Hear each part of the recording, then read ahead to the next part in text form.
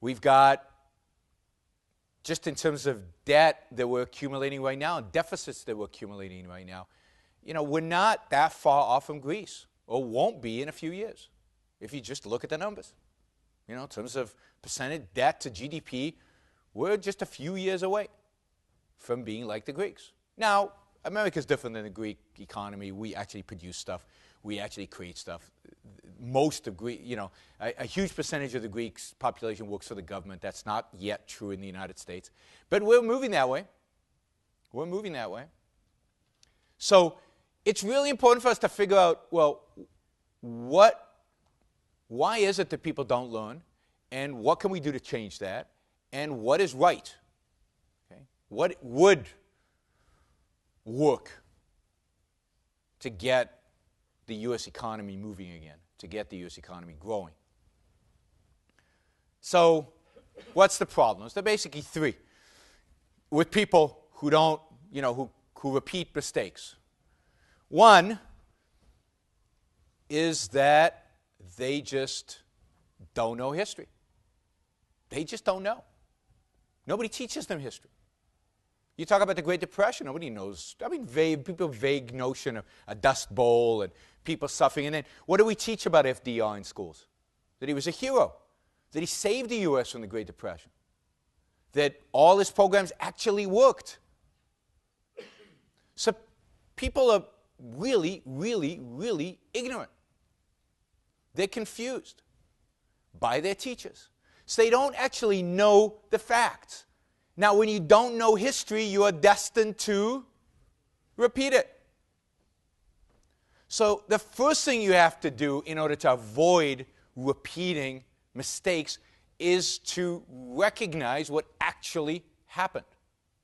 And none of that is happening today. We don't teach the Great Depression. We certainly don't teach the economic history of the 70s. We don't teach the economic history of the... What do people think about when they think about the 19th century? I get this all the time. What's memorable about this period of industrialization in the U.S.? Child labor, right? Pollution, monopolies, right? Robber barons, bad stuff. So this great era of industrial production that made possible everything we have around us is taught to kids today, and I think for a very long time, this isn't new. It's been taught for the last 20, 30, 40 years to kids, that this was an awful era, that this was a horrible time, that people suffered, that capitalism destroyed their lives, that we're still paying the price for all the evil created back then. Right? If you saw the debate last night, that was David Callahan's point. The 19th century was terrible. It's only when government got involved that things started getting good. Now, if you learn that history, then you're going to keep repeating it. If you learn that government intervention improves things, that's the historical fact you're taught, then you're going to advocate for more government intervention. And that's what we teach our kids. That's what we teach our kids in high schools, and that's what we teach our kids in colleges. We actually start teaching them this stuff in kindergarten, just to make sure that they get it. And we repeat it over and over and over and over again, just to make sure. But it's really, really important. One of the only ways that we're going to really make a dent out there in the culture is that we have to return to the facts. We have to educate people about what actually happened, what actually works, and what actually doesn't work. So reason one is that people don't know history. It's the one that's easiest to fix. I mean, it's hard because you need a lot of people talking about history, but history is relatively easy. Reason number two is that people don't know economics. It's complicated, and it's hard to explain. So it's when Krugman, who has a Nobel Prize in economics, right, gets up and says, the stimulus package didn't work because it was too small. If only we'd spent double, it would have worked. People go, well, maybe he's right. How do I know? How does this work? We don't know, right? And stimulus seems like it makes sense. We're not buying. Business is not producing. maybe if the government gave us money and we went and bought, then that would stimulate production and the economy would get going. Right? So there's kind of a logic there. Right? We get money, we spend it. We know that when we spend money, that kind of creates jobs because people have to service, create the stuff, build the stuff that we're buying, and that does it, right? So at a certain level, there is logic to a stimulus package.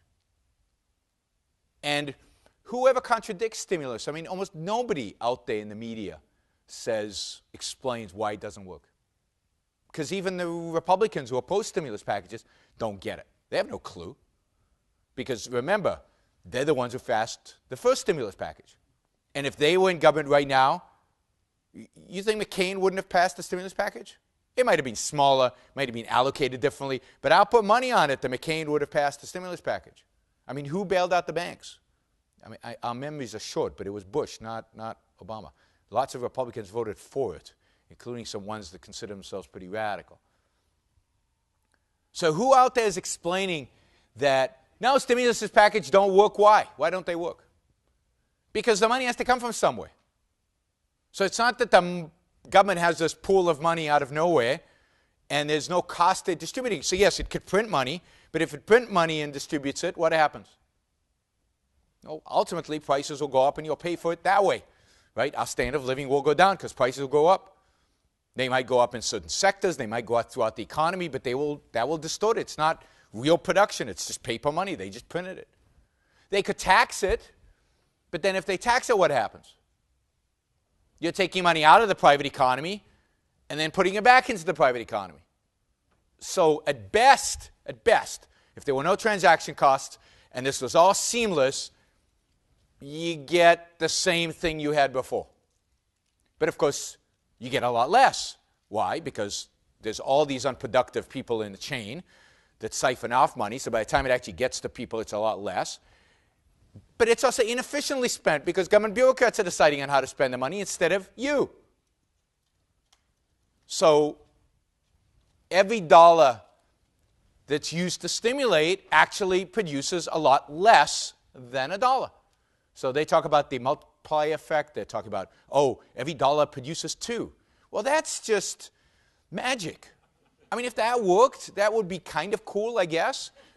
But it truly is magic. It's metaphysically impossible. It doesn't work that way. Every dollar taken is less, much less.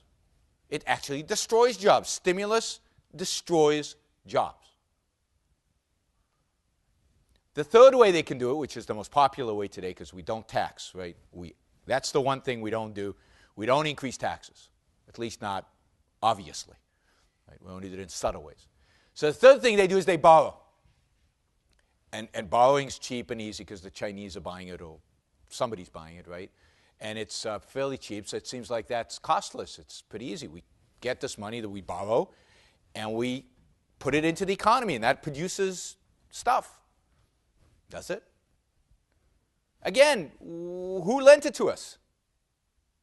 Somebody who has dollars. We took dollars out of the private economy and put it back into the dollar economy. Nothing happened. I mean, something happened, negative. The people who have the dollars, who lent us the money, what would they have done with their dollars if they hadn't lent us their money? Invested it, spent it, done something with it. Nobody sits with dollars in their mattress. Lent it to companies that actually produce stuff rather than to a government that redistributes it. So these are relatively easy concepts, but they're also complicated, and it's easy. If Krugman was standing here, he would poke huge holes in what I just said. He would come up with all kinds of convoluted reasons why I'm wrong and why he's right. This stuff is hard. Economics is not easy. I mean, it's not rocket science, but it's not easy. And when they print money like they are today and prices are not going up, then they say, look, there's no inflation. Right? I'd say, just wait. Or the money's going somewhere, and in this case, you've got bubbles in a bunch of different places, like the bond market. We're just talking about shorting bonds. You didn't get that advice from me, though. I don't want the SEC down my throat. So it's complicated. It's not easy. It's to explain economic phenomena, to explain economic ideas right, is difficult. And we have to recognize that. It's not self-evident to people that the economics of capitalism, the economics of freedom, how they work and what they mean, and that it actually does what it's supposed to do. And it's not obvious to them that the Keynesian economics doesn't work. Now, if you really study it, it's obvious it doesn't work. It's kind of silly to even think it does work. But a lot of people are bought into that silliness, and there's a lot of construction around it that makes it really difficult for most people to untangle. So you've got two reasons why people continue to do. So there's a certain legitimacy in people's minds, not in reality. In people's minds, the idea that this time it's going to be different, right? This time it's going to be bigger. This time people will behave differently. This time the world is different than it was last time. So this time the stimulus will work. Or this time the regulations will do what they were supposed to do. You know, regulations, you know, Freddie and Fannie, before the crisis, each had a regulatory agency just for them. One for Freddie, one for Fannie, right? And that didn't work. Every bank in the United States was regulated by 5 different entities, right? And that didn't work. But this time, we're going to do it just right, and the incentives are just aligned, and it'll work this time, we promise. And even if you believe that the regulators didn't do their job, that's the problem, right? And there's a certain credibility to that. They certainly didn't, because to some extent they are in the pockets of the industries they work for. They regulate, because that's where they're going to find their jobs later on. Why do we think next time they will do their jobs? So it's continuously this notion that it doesn't work, but next time it will somehow. But you see, it's complicated, so people can buy into it.